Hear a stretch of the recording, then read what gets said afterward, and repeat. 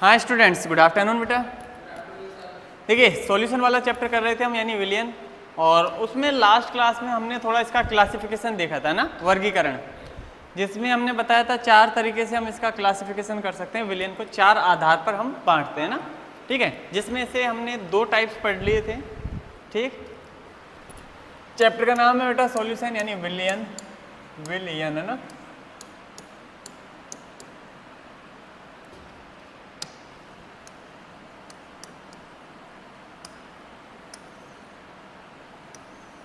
ठीक है, और इसमें हमने इसके वर्गीकरण की बात करी थी। एक बार बताओगे कि मुझे कौन कौन से वर्गीकरण थे, मैं भूल गया बेटा। विलियन को कैसे कैसे बांटते हैं? पहला कौन सा पढ़ा था हमने? उसमें बता दिया था, मतलब इनके अवयवों के आधार पे। अवयव जैसे 2 होंगे तो बाइनरी हो गया, 3 होंगे तो ट्राई वाला हो जाएगा, 4 होंगे तो टेट्रा हो जाएगा ना। ठीक, इस तरीके से चलेगा। तो एक तो हो गया अवयवों के आधार पर, कल की क्लास में डिस्कस कर लिया था ना।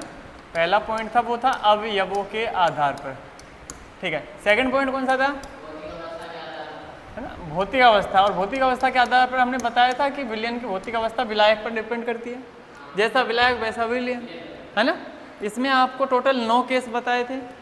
ठीक है, अच्छा बेटा, पहला gas plus gas, gas plus liquid, gas plus solid, फिर लिक्विड से स्टार्ट हो जाए, liquid plus gas, liquid plus liquid, liquid plus solid, और उसके बाद फिर सॉलिड के साथ में गैस, सॉलिड के साथ में एंड सॉलिड के साथ में सॉलिड। ठीक है, इसमें जो पहली अवस्था है वो किसको बता रही है? विलायक को। ध्यान देना भाई, पता चले तुम किसके बारे में बात कर रहे हो, ध्यान रखना ना भाई। लिक्विड प्लस गैस है और ये गैस प्लस लिक्विड होगा, एक दोनों में डिफरेंस है ना भाई, दोनों एक ही चीज़ नहीं है। अगर मैं बोल रहा हूँ बेटा गैस प्लस सॉलिड और एक सॉलिड प्लस गैस, इनका मतलब एक ही नहीं। अच्छा, प्लस का मतलब वो नहीं है ना, ये कह रहे हैं कि विलायक इसमें गैसीय अवस्था है और विलय सॉलिड अवस्था में, और यहाँ विलायक है सॉलिड है और विलय गैसीय अवस्था में। तो ये चीज़ें एग्जाम्पल अलग अलग हो जाते हैं इनके ना। ठीक है, तो ये याद रखते हुए चलना है कि कौन सी अवस्था में विलायक और कौन सी अवस्था में विलय। ठीक है, एक एग्जाम्पल बता दो बेटा मेरे को तुम तक, सॉलिड प्लस लिक्विड का, जिसमें विलायक ठोस अवस्था में हो और विलय द्रव अवस्था में हो। बता सकते हो क्या? बताओ। एल्कोहल बेटा, सॉलिड प्लस लिक्विड, तुम कहाँ लिक्विड लिक्विड में घूम रहे हो?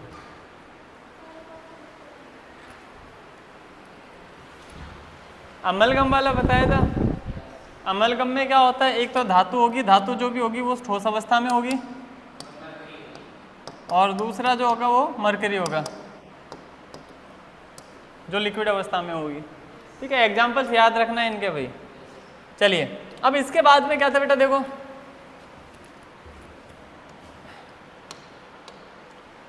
तीसरा जो टाइप है ना, ये डिस्कस कर लिया था हमने कंप्लीट, है ना। किसके आधार पे बांटा था, याद है क्या? क्योंकि लिखा हुआ नहीं होगा, याद कैसे होगा बताओ? जल की मात्रा के आधार पर, जल की मात्रा के आधार पर, है ना। तो तीसरी हेडिंग डाल दो अब, जल की मात्रा के आधार पर। 2 हेडिंग कर चुके थे हम, तीसरी हेडिंग पढ़ रहे हैं भाई, जल की मात्रा के आधार पर। और कौन कौन से बताए थे जल की मात्रा के आधार पर? तनु और सांद्र। तो इसमें पहला लिख दो तनु विलयन डाइल्यूट सॉल्यूशन, है ना।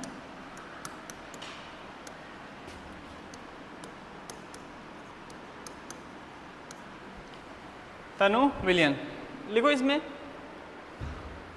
वह विलयन जिसमें जल की मात्रा अधिक हो, वह विलयन जिसमें जल की मात्रा अधिक हो।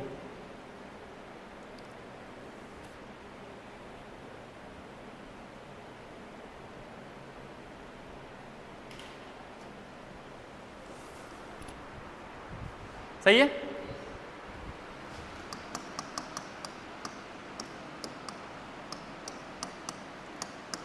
बस इतना ही लिखना है, ज़्यादा कुछ नहीं है ना। दूसरी हेडिंग डाल देना सांद्र विलयन।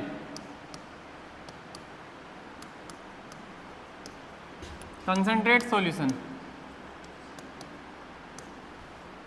कंसंट्रेट सॉल्यूशन, सांद्र विलयन।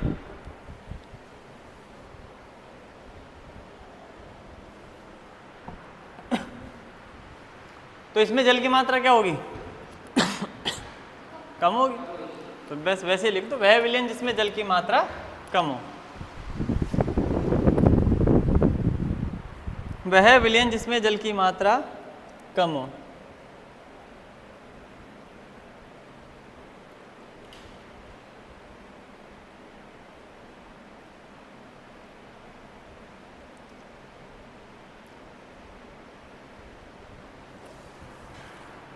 अब इसके बाद फोर्थ भी याद है कि आपको कौन सा क्लासिफिकेशन पढ़ा था हमने? बस हो गई, इसमें दो ही बताए थे, तनु और सांद्र दो ही टाइप के होते हैं ना जल की मात्रा के आधार पर। जल की मात्रा ज़्यादा है तो तनु, जल की मात्रा कम है तो सांद्र, तुलनात्मक रूप से देखते हैं बेटा, है ना। अच्छा, अगली कौन सी हेडिंग थी, कौन सा टाइप था ये बताओगे?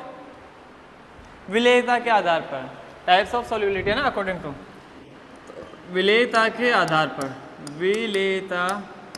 हालांकि ये टॉपिक इसको बाद में पढ़ेंगे हम पूरा डिटेल से ना, अभी के लिए बस केवल इसका टाइप्स देख रहे हैं। विलेयता के आधार पर,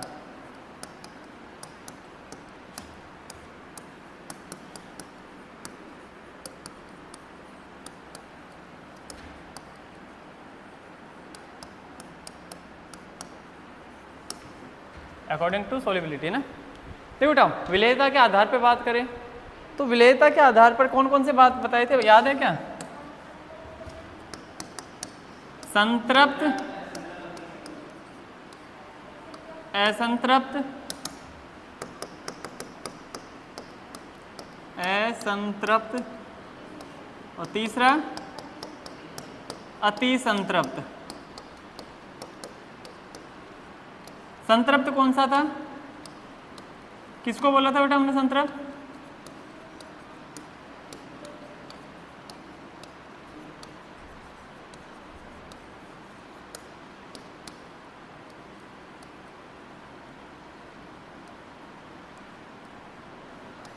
हाँ भाई बताइए, संतृप्त किसे कहा था हमने,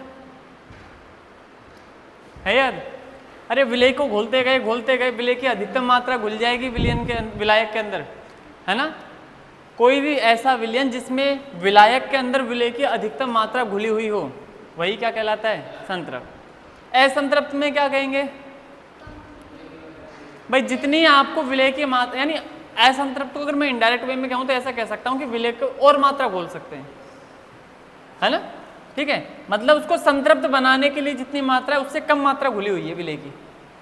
इसकी जो देखो, संतृप्त का मतलब अधिकतम मात्रा घोल दी, और इन दोनों की डेफिनेशन दे देंगे संतृप्त के आधार पर कि किसी विलयन को संतृप्त बनाने के लिए विलेय की और मात्रा को घोला जा सके तो वो असंतृप्त, किसी विलयन में संतृप्त से अधिक विलेय की मात्रा हो तो वो अति संतृप्त। समझ गए ना, मतलब ज्यादा घोल देंगे तो वही बात है, ठीक है। तो पहला टाइप लिखो इसका संतृप्त, है ना, सैचुरेटेड, संतृप्त लिखो इसमें। ऐसा विलयन जिसमें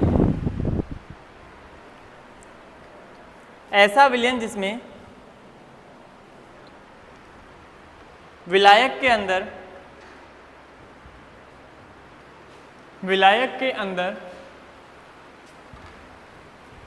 विलेय की अधिकतम मात्रा घुली हुई हो, विलायक के अंदर विलेय की अधिकतम मात्रा घुली हुई हो।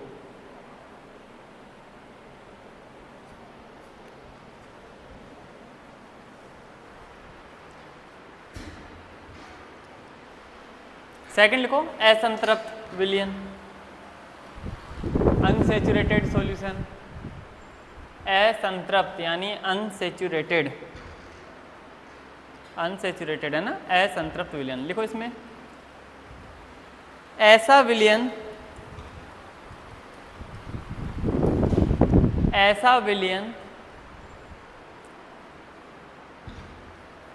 जिसे संतृप्त बनाने के लिए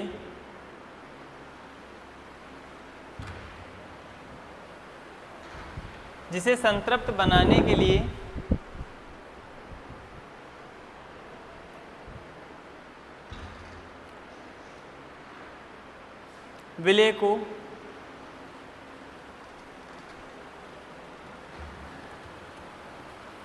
मिलाया जा सके।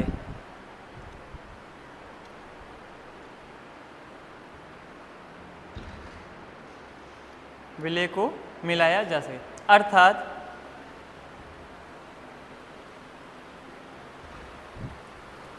विलेय की अधिकतम मात्रा से कम मात्रा घुली हुई हो।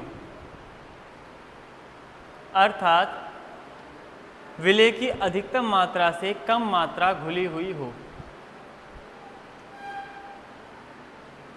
विलेय की अधिकतम मात्रा से कम मात्रा घुली हुई हो।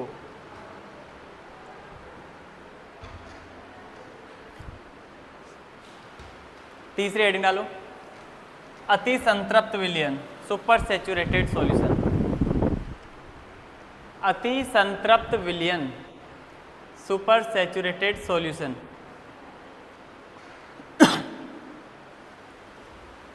अति संतृप्त विलयन, सुपर सैचुरेटेड सॉल्यूशन।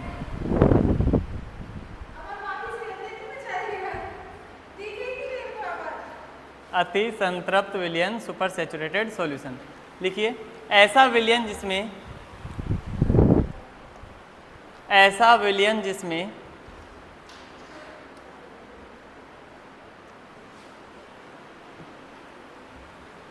संतृप्त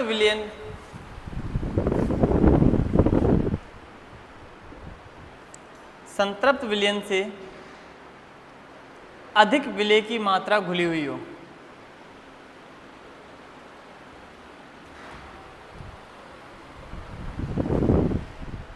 संतृप्त विलयन से अधिक विलेय की मात्रा घुली हुई हो।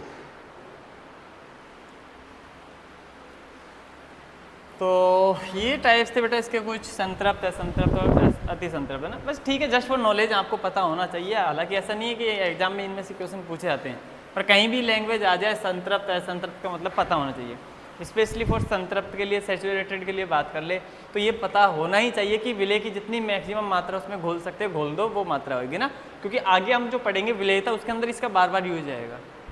ठीक है, तो आई थिंक तीनों चीज़ें क्लियर हो गई होगी, संतृप्त, असंतृप्त और अति संतृप्त। और कल अच्छे से बता दिया था आपको मात्रा लेकर के ना, जितनी मैक्सिमम मात्रा घुल सकती है तो घोल दी तो संतृप्त, उससे कम घोली है तो असंतृप्त, और ज़्यादा घोल दी तो अति संतृप्त। क्लियर है ना। ठीक, तो ये हो गए बेटा विलयंस के टाइप्स, है ना। अब आगे चलते हैं हम। अब कुछ इसके सांद्रता पद आते हैं। ठीक है, तो हेडिंग डाल लो,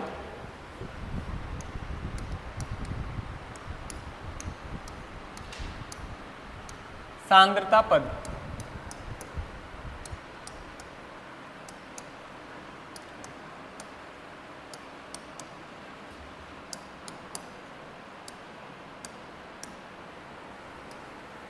कंसंट्रेशन टर्म्स, सांद्रता पद, कंसंट्रेशन टर्म्स।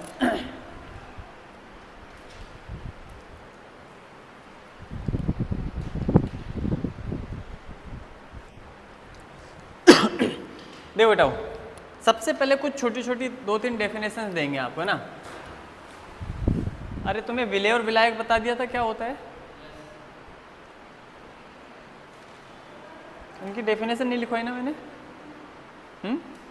हाँ, अच्छा चलो, इसको स्टार्ट करने से पहले एक बार विलेय क्या होता है, विलायक क्या होता है, वो लिखवा देता हूँ, उसके बाद में बात करना, इसी के अंदर है ना। ठीक है, एक तो पता रखना बेटा। देखो ये बात आप जानते हो, विलेय, पहले विलायक लिख देता हूँ ना, क्योंकि नॉर्मली हम ऐसे ही चलेंगे हमेशा। देखो विलायक स्टार्टिंग में आपके पास होगा, इसमें उठा के क्या मिला देंगे हम, विलेय मिला देंगे, तो क्या बन जाएगा, विलयन बन जाएगा, है कि नहीं। ठीक है, और इसको थोड़ा इंग्लिश में भी लिख देते हैं बेटा। इसको बोलते हैं सॉल्वेंट, इसको बोलते हैं सोल्यूट, और ये तो जानते हैं सॉल्यूशन। ठीक है, विलायक प्लस विलेय को मिलाकर क्या बनाते हैं, विलयन बनाते हैं ना। ठीक है, देखो विलायक किसे कहते हैं, इनकी डेफिनेशन सुन लेना भाई। सबसे पहले बात कर लेते हैं विलायक के ना। तो विलायक क्या होता है बेटा, बताया था ना आपको, बताओ क्या होता है। सॉल्वेंट क्या होता है, जो क्वांटिटी में ज़्यादा हो, जिसकी मात्रा ज़्यादा होती है ना। ठीक है, अधिक मात्रा वाला क्या होता है, विलायक। और विलेय क्या होता है, जो कम मात्रा में हो ना। तो नॉर्मली अगर पहचानना हो तो विलायक अधिक मात्रा वाला और विलेय कम मात्रा वाला ना। तो एक बार तो पहले इसको लिख दो ऊपर, ऐसे कैसे बना लो है ना, फिर उसके बाद में विलेय और विलायक की परिभाषा लिखवाऊंगा, फिर हम स्टार्ट करेंगे इसको।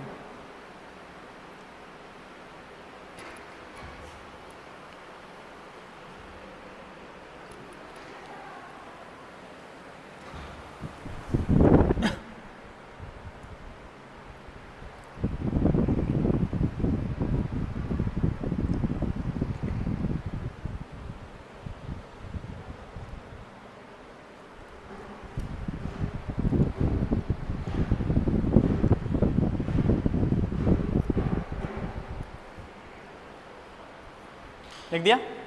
हाँ बेटा, अब पहले हेडिंग डालो इसमें विलायक, मतलब नंबर मत लिखना, बस छोटे छोटे हेडिंग लिख रहे ना। पहले विलायक लिखो।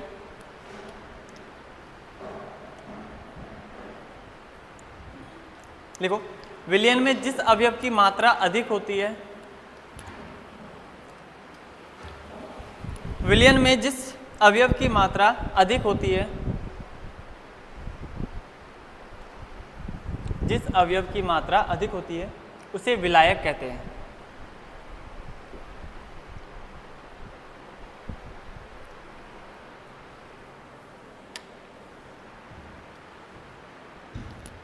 जिस अवयव की मात्रा अधिक होती है उसे विलायक कहते हैं।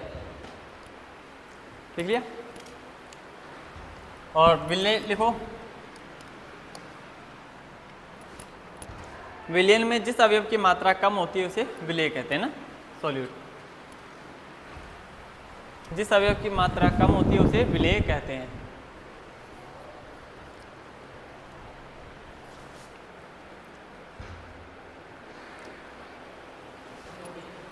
हाँ, जिस अवयव की मात्रा कम होती है उसे विलेय कहते हैं।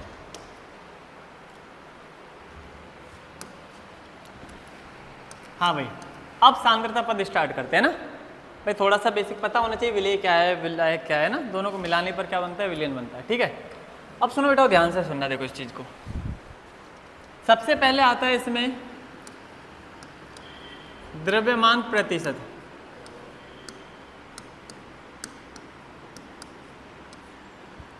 है ना। इसको लिखने का तरीका होता है बेटा percentage W by W, weight by weight, है ना। वेट परसेंटेज इंग्लिश में बोलेंगे, बाकी वेट बाय वेट होता है ये ना। ठीक है, द्रव्यमान प्रतिशत। अच्छा, साथ ही साथ आपको दोनों तीनों चीज़ें चला देते हैं ना। इसमें थोड़ी तीन टर्म्स पढ़नी है हमको। दूसरा जो आता है ना वो आता है बेटा आयतन प्रतिशत। आयतन, अभी लिखना मत इसको है ना, पहले हेडिंग डालो बस केवल आप, है ना। आयतन प्रतिशत, इसको लिखेंगे V बाई V, है ना। बस पहली हेडिंग डालना, आप इसको मत लिखना आगे ना। ठीक है, वो तो मैं तीनों को एक साथ समझाऊंगा, इसलिए थोड़ा सा आपको इस तरीके से बता रहा हूँ। और इसमें जो तीसरी आएगी हेडिंग वो आएगी द्रव्यमान आयतन प्रतिशत। नहीं नहीं नहीं, कुछ नहीं बनाना बेटा, अलग अलग ही पढ़ाएंगे ना, अलग अलग ही पढ़ाऊंगा, एक एक ही लिखवाऊंगा ना। बस पहली हेडिंग डाल लो, बाकी कुछ नहीं करना आपको ना। द्रव्यमान आयतन प्रतिशत,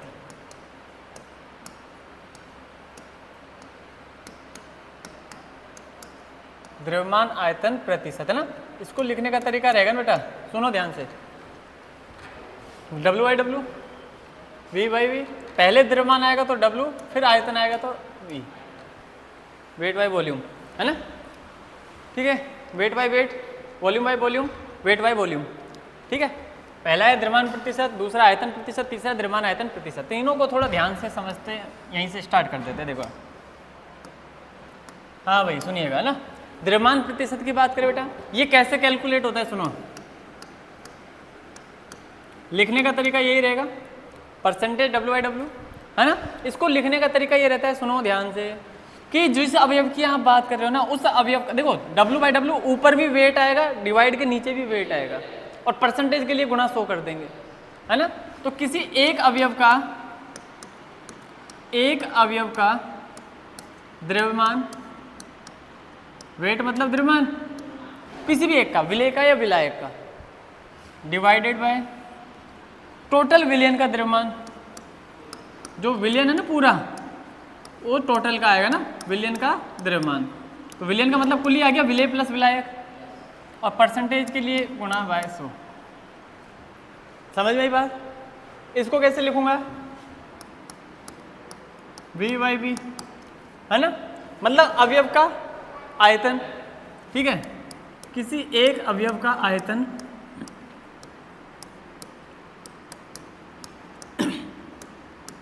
डिवाइडेड बाय पूरे विलयन का आयतन, है ना, विलयन का आयतन मल्टीप्लाई बाय 100। समझ गए होंगे? उसको कैसे लिखेंगे? W बाई बी, अवयव का तो द्रव्यमान किसी एक का, चाहे विलय का लिख लो चाहे विलायक का लिखो, है ना, एक अवयव का तो क्या आएगा? द्रव्यमान। नीचे क्या आएगा? V मतलब आयतन, किसका आयतन? विलयन का आयतन, गुणा में 100, गुणा में 100 आएगा ना, ध्यान रखना, है ना, गुणा में क्या आएगा भाई? 100 आएगा, ठीक है, गुणा में आएगा 100, है ना।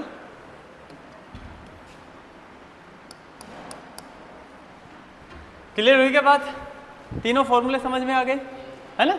अच्छा, इसकी परिभाषा कैसे देंगे? अब परिभाषा सुन लो। द्रव्यमान प्रतिशत की परिभाषा पूछ रहा है आपसे, तो क्या करो, विलयन का जो द्रव्यमान है ना, आप ऐसे करो, ये 100 है तो यहाँ भी 100 मान लो। द्रव्यमान को ग्राम में लेंगे, आयतन को ml में लेंगे, है ना, कहीं भी द्रव्यमान लिखा हुआ है बेटा, यानी वेट, तो द्रव्यमान की बात आप किस में करोगे? ग्राम में। और कहीं आयतन लिखा हुआ है यानी वॉल्यूम, आयतन की तुलना जो करोगे आप किस में करोगे? ml में, ठीक है।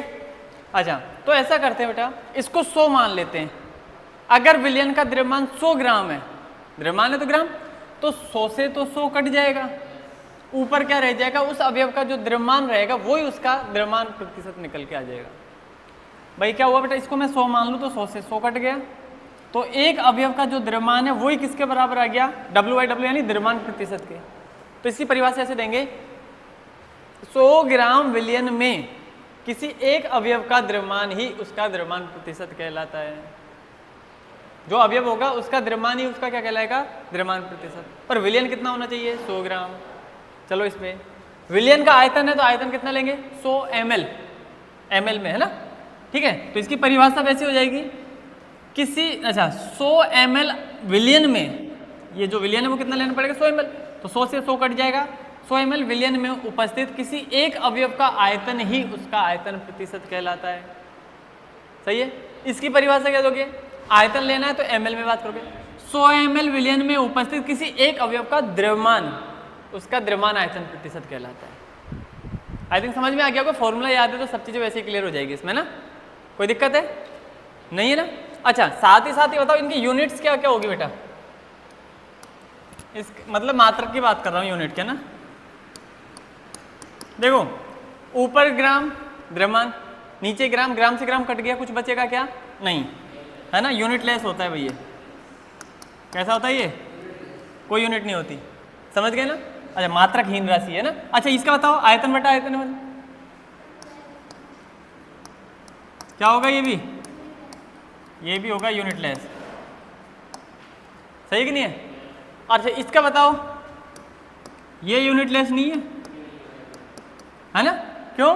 क्योंकि इधर तो द्रव्यमान है, इधर आयतन है, कटेगा नहीं, तो इसको कैसे लिखेंगे बेटा? ग्राम पर ml, या फिर इसको इस तरीके से लिख सकते हैं, ग्राम और ml को ऊपर लेके आएंगे तो क्या हो जाएगा? ml इनवर्स, है ना। वैसे हालांकि ग्राम को लिखने का तरीका बेटा g लिखा जाता है ना, gm नहीं लिखते अपन, है ना, ठीक है, ध्यान रखना इसको, ठीक है। बात समझ में आ गई होगी, कोई दिक्कत नहीं है ना। बस इसमें तो यही समझना था, इसमें और ज़्यादा समझने लायक कुछ चीज़ है नहीं, ठीक। अच्छा, तो पहली हेडिंग डाल दो आप तो, द्रव्यमान प्रतिशत। द्रव्यमान प्रतिशत, पहले इसकी डेफिनेशन लिखवाते फिर फॉर्मूला लिखना है ना। हालांकि फॉर्मूले से डेफिनेशन बनाई अपन ने, तो लिखो 100 ग्राम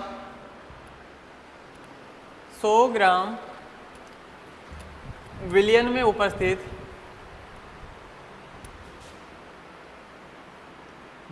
उपस्थित किसी एक अवयव का द्रव्यमान ही किसी एक अवयव का द्रव्यमान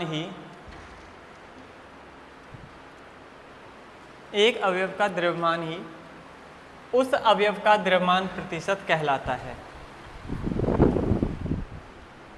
उस अवयव का द्रव्यमान प्रतिशत कहलाता है।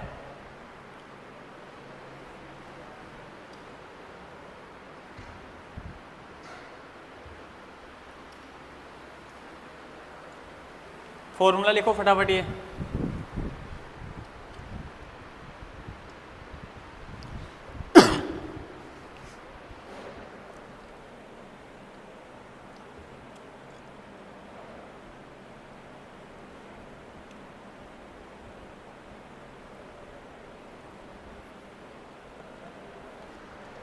लिख दिया?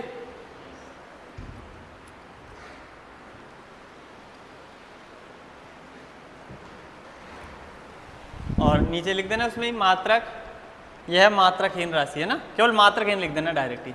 मात्रक के आगे लिख दो मात्रकहीन।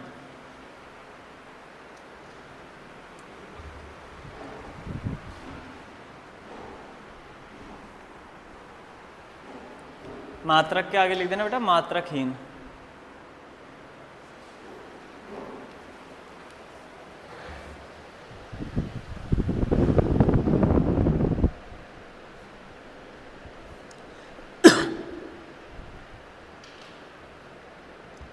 लिख दिया?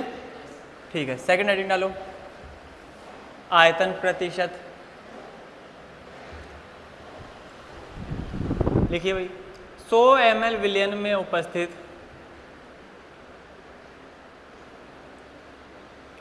100 ml विलयन में उपस्थित किसी एक अवयव का आयतन ही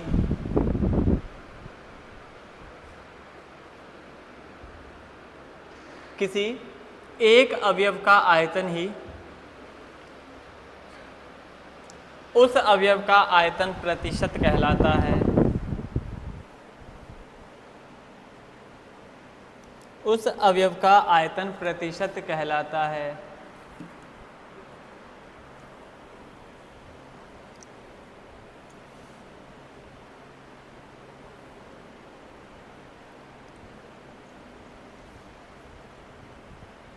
फॉर्मूला लिख के यूनिट लिख देना।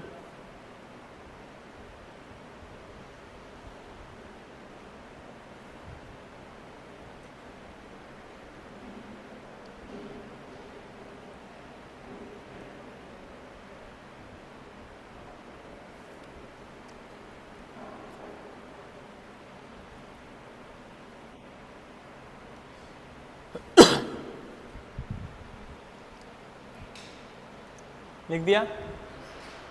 वही लिख देना, मात्रक कैसा होता है, मात्रकहीन राशि है ना। तीसरी हेडिंग डाल लो, द्रव्यमान आयतन प्रतिशत।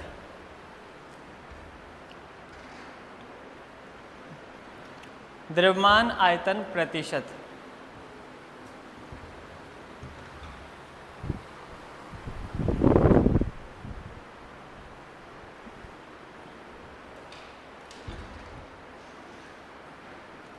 हाँ भाई, लिखिए इसकी परिभाषा। 100 ml विलयन में उपस्थित 100 ml विलयन में उपस्थित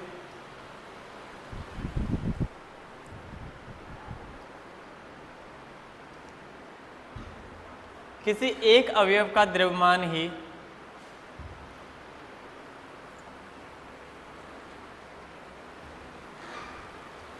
किसी एक अवयव का द्रव्यमान ही उस अवयव का द्रव्यमान आयतन प्रतिशत कहलाता है। उस अवयव का द्रव्यमान आयतन प्रतिशत कहलाता है।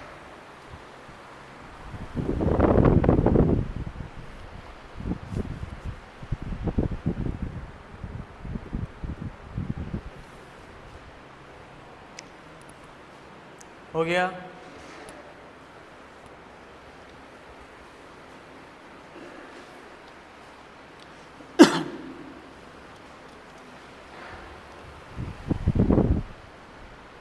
फॉर्मूला लिख के फटाफट लिख दो उसको।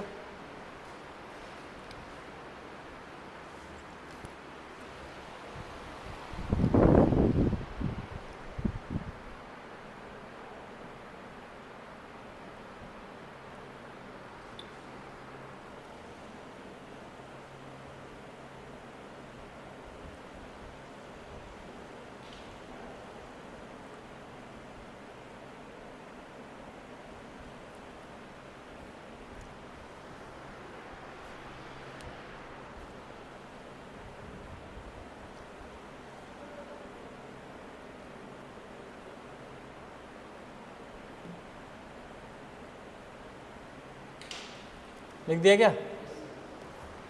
कोई दिक्कत नहीं है ना? यूनिट लिख ली इसकी, ठीक है। तीनों चीज़ें क्लियर हुई? अच्छा ठीक। अब इससे संबंध, अच्छा एक छोटी सी बात और बता देता हूँ, फिर इसके एक क्वेश्चन करते हैं ना। देखो बेटा, आपको पता है इसमें हम जो बात कर रहे हैं उसमें दो अवयवी है हमारे पास, एक विलेय और दूसरा क्या है, विलायक, ठीक है। अगर एक का परसेंटेज पता चल जाए तो दूसरे का निकालना तो आसान काम है, दोबारा फॉर्मूले लिखने की जरूरत नहीं है। जैसे मान लो एक आपको पता है 60% है, मान लो एक अवयव कितना परसेंट है, 60%, तो जाहिर सी बात है दूसरा कितना बचा होगा, 40 ही बचा होगा। मतलब क्या है ना, एक परसेंटेज अगर आपके पास में निकल जाए और दूसरे की भी पूछ रहा हो तो हम क्या करेंगे, 100 माइनस उसको लिख देंगे, कितना आएगा, है कि नहीं। मतलब दोबारा फॉर्मूला लिखने की जरूरत नहीं है कि पता चले कि दोनों के लिए अलग फॉर्मूला कर करके गुणा भाग कर रहे हैं जबरदस्ती ना। एक का निकाल लो, दूसरे का भी पूछा है एग्जाम में, भाई जरूरी थोड़ी एक ही अवयव का पूछे ना, एक का पूछ रहा है तो उसका तो डायरेक्ट फॉर्मूले से ही निकालना पड़ेगा। और फिर दूसरे अवयव का भी पूछ रहा है तो जो आ गया उसको 100 में से माइनस कर दो, दूसरे अवयव का आ जाएगा ना, समझ गए ना, ठीक है। तो अब ऐसा एक क्वेश्चन करते हैं अपन, लिखिए क्वेश्चन।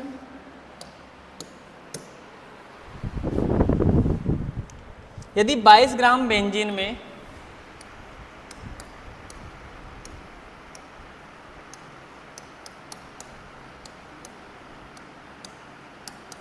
22 ग्राम बेंजीन में 122 ग्राम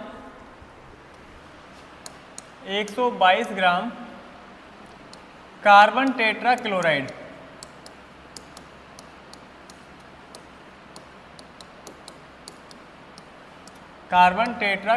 घुली हुई हो,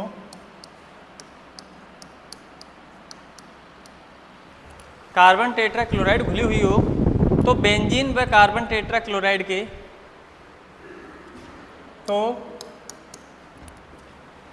बेंजीन व कार्बन टेट्रा क्लोराइड के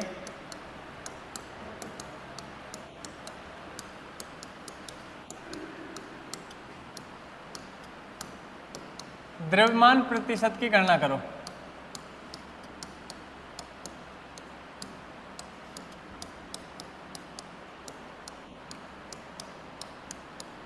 द्रव्यमान प्रतिशत की गणना करो।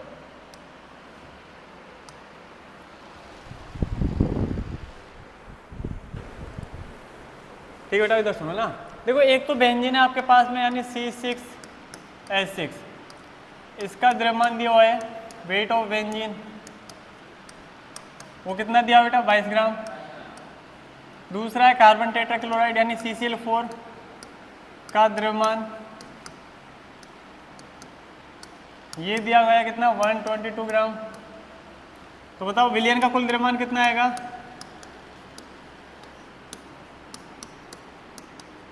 अरे विलयन का कुल द्रव्यमान कितना होगा, टोटल वेट ऑफ सॉल्यूशन कितना आएगा, ऐड कर देंगे, 22 प्लस 122 कितना आया, 144 ग्राम, है ना। अब आपको क्या निकालना है, ठीक है। तो जैसे बेंजीन का निकालते हैं, है ना, तो ऐसे लिख देते हैं बेटा इसको, परसेंटेज ऑफ W/W यानी द्रव्यमान प्रतिशत निकालना है। और मैं निकाल रहा हूँ बेंजीन का, तो यहाँ नीचे बेंजीन लिख देता हूँ, छोटा सा समझ जाएंगे हम, या फिर पूरा लिख दो बेंजीन का द्रव्यमान प्रतिशत, एक ही बात है ना। तो बेंजीन का द्रव्यमान ऊपर आएगा, जिसके लिए निकालते उस अवयव का ऊपर आता है। तो बेंजीन का द्रव्यमान बटे विलयन का द्रव्यमान, नीचे विलयन ही आता है ना, विलयन का द्रव्यमान परसेंटेज के लिए मल्टीप्लाई बाय 100। बेंजीन का द्रव्यमान कितना है बेटा, कुल कितना है, मल्टीप्लाई बाय 100, कितना आएगा। अब ये कैलकुलेशन तो तुमको करनी पड़ेगी, मैं तो क्या ही बताऊँ ना। इसका आंसर मेरे पास डायरेक्ट लिखा हुआ है बेटा, 15.28 लिख दूँ मैं, बाकी अब कैलकुलेशन है, इसमें क्या बताना है आपको ना, कर लोगे ना ये तो।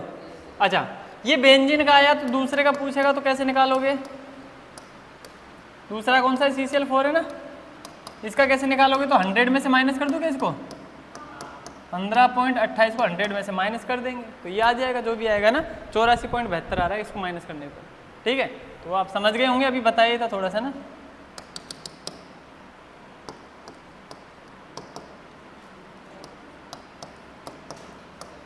केवल परसेंटेज ही लिखना है, कोई यूनिट नहीं लगानी इसमें ना। उम्मीद है बात समझ में आ गई होगी, और कैलकुलेशन तो तुम्हें करनी पड़ेगी, इसका मैं भी कुछ नहीं कर सकता ना।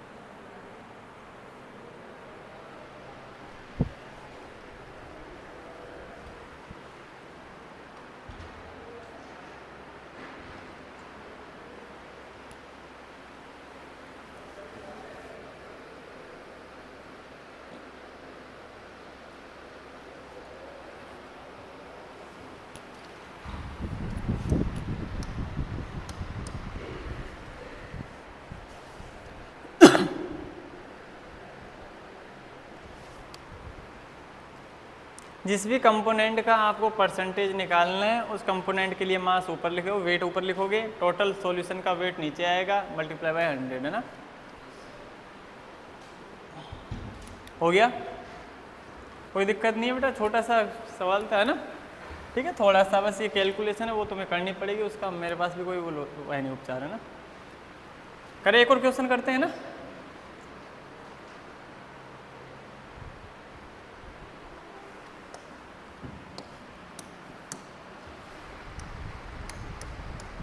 लिखो भाई अगला क्वेश्चन।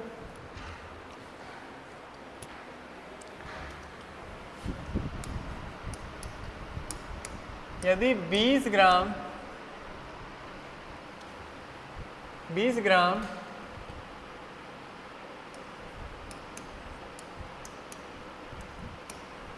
शक्कर को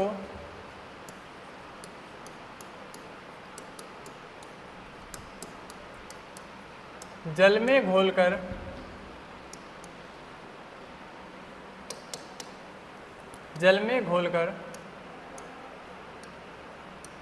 400 ml विलयन तैयार किया गया है,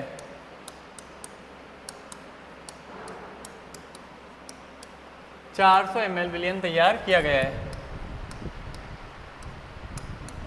तो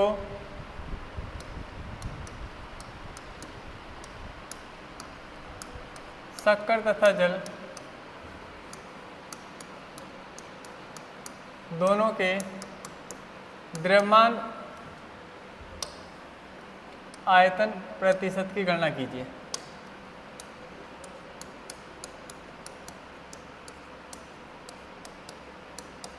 द्रव्यमान आयतन प्रतिशत की गणना कीजिए। आपको किसके लिए निकाल लेते, जैसे शक्कर के लिए निकाल लेते हैं पहले ना, W/V। अब मैं पूरा नहीं लिख रहा, डायरेक्ट लिख रहा हूँ ना। कैसे लिखोगे भाई, जिसके लिए निकालना है उसका द्रव्यमान ऊपर लिखोगे, तो जो भी आपने वहां शुगर है उसका द्रव्यमान लिखा, डिवाइडेड बाय टोटल विलयन का आयतन आएगा ना। जो विलयन आएगा उसका क्या आएगा, विलयन का आयतन, N2 में 100। कितना है शुगर 20, विलयन का आयतन कितना है, डायरेक्ट दे रखा है, डायरेक्ट 400 दे रखा है, पता चले ऐड करने लग जाओ कुछ, है ना। मल्टीप्लाई बाय, हाँ भाई 2 0 से 2 0 कट गया, 4 से कितनी बार कटेगा, 5 बार, है भाई क्या करते हो तुम, 4 5 20, है ना। ग्राम पर ml यूनिट लिखोगे यहाँ। और ये तो शुगर के लिए निकाला, ठीक है, ये तो किसके लिए निकाला भाई, शुगर के लिए। और अगर वाटर के लिए निकालना होता तो 100, एक मिनट बेटा, ठीक है भाई, ये तो हो गया ना। वैसे परसेंटेज में 5% आएगा, लेकिन ग्राम पर ml है ना, ठीक है। तो यूनिट के लिखो, परसेंटेज लिख दो ना डायरेक्ट, वो तो समझ में आ रहा है यहाँ से, है ना।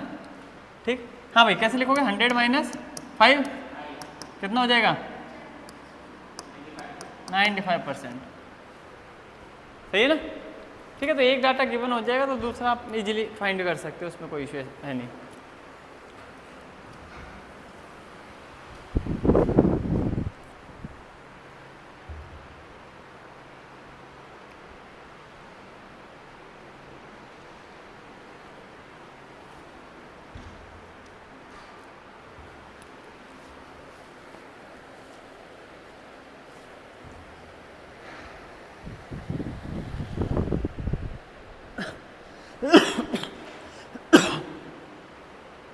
S for sugar, W for water, ये लिखा है अपन ने ना।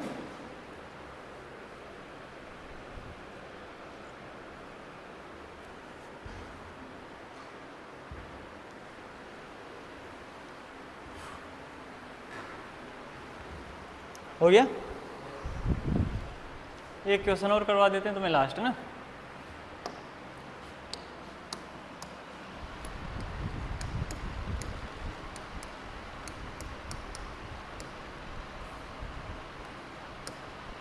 यदि 500 ml विलियन में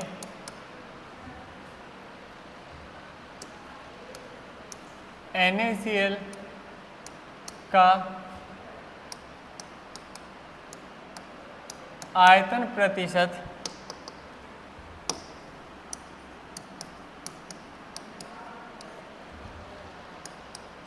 12% हो तो NaCl का आयतन होगा। NaCl का आयतन बताना है कितना होगा।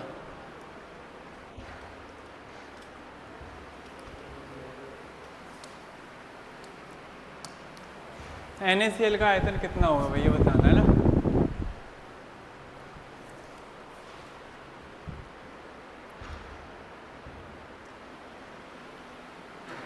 पाँच 500 ml तो टोटल विलियन है। इस बार इसका आयतन प्रतिशत खुद ने ही क्वेश्चन में दे दिया 12% है, तो आयतन प्रतिशत से आपको दिमाग में चलना चाहिए। आयतन मतलब V/V आएगा, तो जिसके लिए निकाल रहे हैं ना ये NaCl का है, तो NaCl का आयतन डिवाइड में विलियन का आयतन, और ऐसे आता है ना विलियन का आयतन मल्टीप्लाई बाय 100। आयतन प्रतिशत कितना दिया है बेटा 12। NaCl का आयतन आपको फाइंड करना है। विलियन का आयतन कितना है 500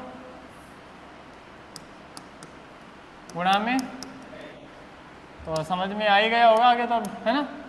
2 से 2 कट गया, 5 जाके मल्टीप्लाई हुआ, 12 पंजे 60 है ना। तो NaCl का आयतन कितना आया, मल्टीप्लाई हो गया ना 60। यूनिट क्या लिखो, वो ml में, तो ये भी ml में आएगा, ठीक है।